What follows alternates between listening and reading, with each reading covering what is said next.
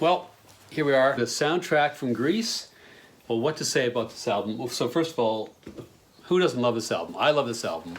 I think it's, for people of my generation, I think it's almost impossible. It's almost impossible to have a neutral opinion on this album because we all grew up with this album just surrounding us for a few years. And then it's had, you know, various other kind of vogues and reemergences, but everybody knows the words to the big songs of this record. And we had the 8-track in our Plymouth Volare station wagon. And so I don't just know the big songs off this album. I know every single cut, even the tunes by totally unfamous people that never made, that barely even made the movie, that got like 1 or 2 seconds of airtime. And there's a few of those on here.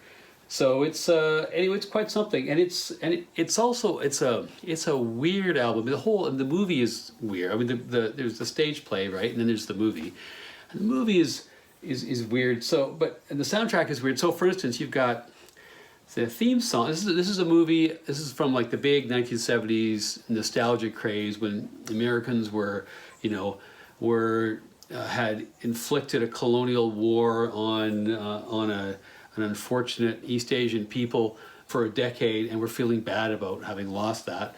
So they decided to wallow in the music of the 1950s and the culture of the 1950s in the era before they had launched colonial wars. And this was a manifestation of that.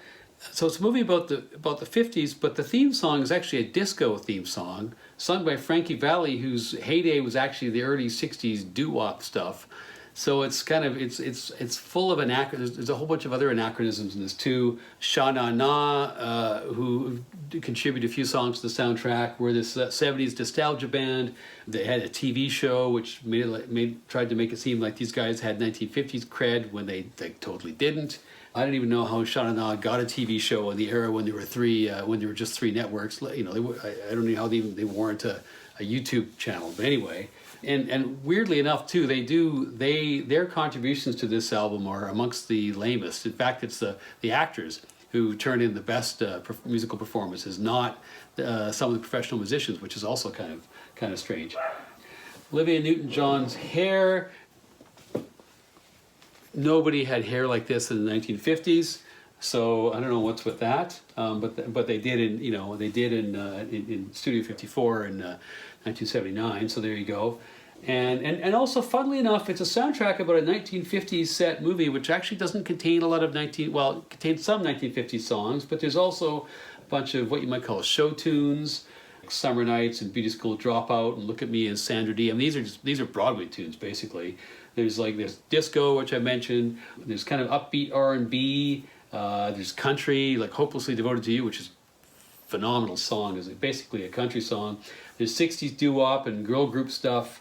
You know, so there you go. But it also has Stockard Channing, Be Still My Heart. You know, she was 33 in that movie. This is one of my favorite records. I also want to point out that I have as you may have heard at the beginning, I have a very, very scratchy old copy of this, which I got I think it was either in an auction lot or I might have got it at Value Village or something like that. Anyway, it has an interesting story because I don't know if you can see. It's heavily scribbled on the back by these girls called Ramona, Ann, and Janine Reynolds. And what's quite funny is that Janine, you can see her scribbling right there, is clearly younger than her sisters and has scratched out their names on this and has written her own in a sort of a 6-year-old scrawl. And it turns out one of them was living in Victoria, and I thought, well, this must be her. So this doesn't sound too stalkery. It was well intentioned. Anyway, I wrote her an email saying, look, I have this record. It has all these really funny doodles on the back by what I take it to be you and your sisters.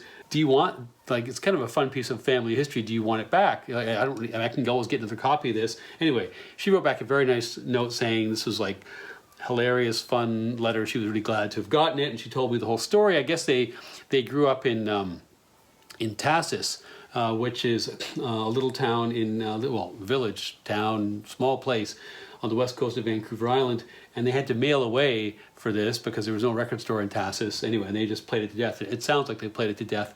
So, but she said, no, please, you keep it. You're a collector, and so on. So I did. So anyway, that's kind of fun. And yeah, so the art just basically contains bits from the look, see there, Stockard Channing. That's what I'm talking about. So there we go. So on to the music. So again, it's sort of hard to be objective about this, but I would say that the songs by the cast, like Summer Nights, just the first couple of notes, every single person within 10 years of my age knows those notes and knows exactly what's coming after the first two notes on the piano. Hopelessly Devoted to You, Greased Lightning, There Are Worse Things I Can Do, which is my personal favorite. Those are by far the strongest songs on the album. And there's also the song that called Sandy, which Travolta sings. It's a scene where he's been ditched at the drive-in for basically, it's a Me Too moment, I think we would call it now. But it's a wonderful song, and that the whole first side. So there's the weirdo kind of Grease disco tune, which is not a bad tune. Then you've got Summer Nights, Hopelessly Devoted to You, You're the One That I Want, which is of course the great song, the great duet at the finale, and Sandy.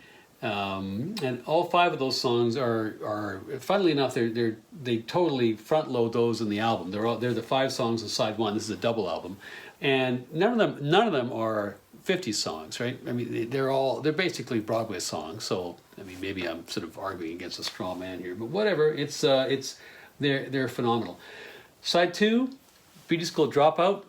Kind of a weird song, pretty funny, I think. In fact, some of the lyrics are touch edgy. Apparently, the original production of Grease on the stage in Chicago was actually really raunchy and edgy, and a lot of the edges were sanded down, even for later productions on Broadway in the West End, let alone the movie.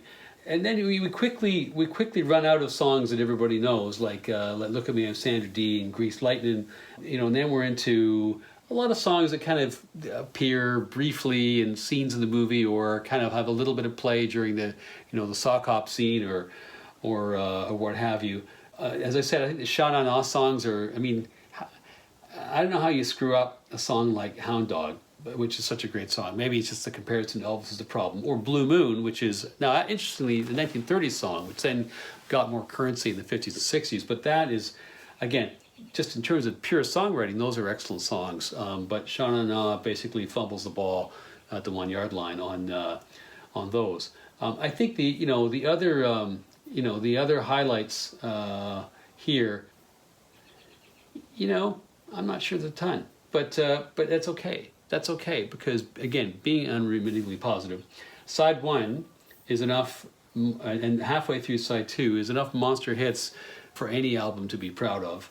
So there's 8 really solid songs on this album, and then a fair amount of some reprises and a little bit of filler and then the Sha Na Na pieces as well. So there you go.